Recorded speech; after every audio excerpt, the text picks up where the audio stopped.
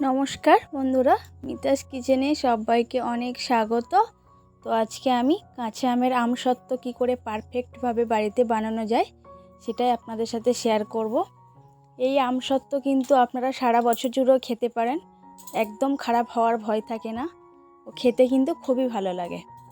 তো পুরো ভিডিওটি দেখার জন্য আপনাদের কাছে আমার অনুরোধ রইল। তাহলে চলুন আর বেশি কথা বাড়াবো না, কিভাবে এই কাঁচা আমের পারফেক্ট আমসত্ত্ব বানানো যায় সেটা আজকে আপনাদের দেখাবো।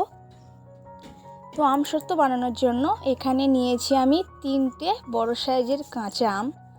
যেহেতু এটা আমেরই সিজন, তো আমের সিজনে কাঁচা আমের আমসত্ত্ব আপনাদের সাথে শেয়ার করব না, সেটা তো হতে পারে না। তো সেই জন্য আমি আজকে কাঁচা আমের আমসত্ত্বই বানাবো। তো তার জন্য প্রথমে কড়াইতে এখানে জল দিয়ে দিলাম। তো আমটাকে কিন্তু আমি প্রথমে ভালোভাবে ধুয়ে পরিষ্কার করে ছোট ছোট করে কেটে আমটাকে সিদ্ধ করার জন্য এখানে আমি 2 কাপ পরিমাণ জল দিয়ে আমটাকে সিদ্ধ করে নেব ভালো করে, যাতে পিউরিটা ভালোভাবে বেরিয়ে আসে। যেহেতু আমটা এখন কিন্তু অনেকটা টাইট হয়ে গিয়েছে, সেই জন্য দিয়ে দিচ্ছি 1.25 কাপ চিনি, কারণ আমটাতে অনেক টক সেই জন্য। তো আপনাদের আম যদি বেশি টক না হয় তাহলে একটু চিনিটা কম করে দিতে পারেন। তো আমটাকে একটা হাতের সাহায্যে ভালোভাবেই চেপে দিচ্ছি যাতে পিউরিটা সব বেরিয়ে যায়।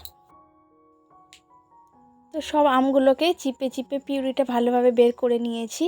এর মধ্যে কিন্তু অনেক ছিগড়াও রয়েছে। দিয়ে দিচ্ছি 1 চামচ পরিমাণ বিট লবণ বা কালো লবণ,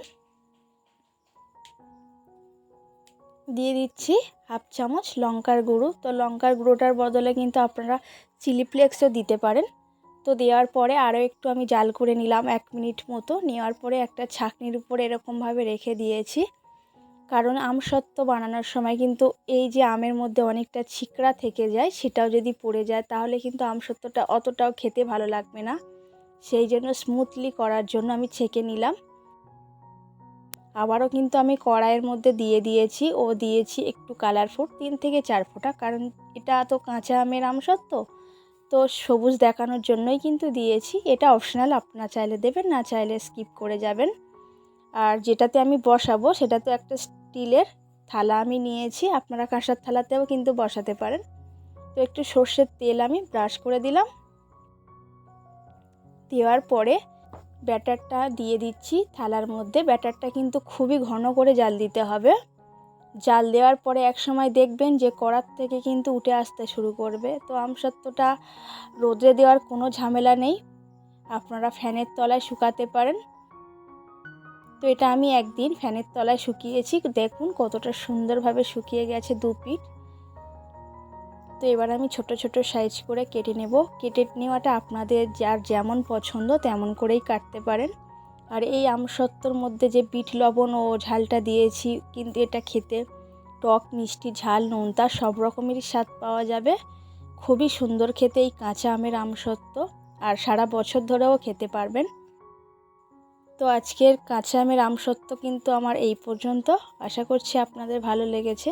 আর যদি ভালো লেগে থাকে তাহলে তো আপনারা জানেন কি করতে হবে, লাইক শেয়ার কমেন্ট করতে হবে, আর চ্যানেলটিকে অবশ্যই করে সাবস্ক্রাইব করে দেবেন, যাতে আমি আপনাদের জন্য প্রতিদিন ইউনিক রেসিপি শেয়ার করতে পারি। তো দেখা হচ্ছে আগামীকাল নতুন আরও একটা রেসিপির সঙ্গে।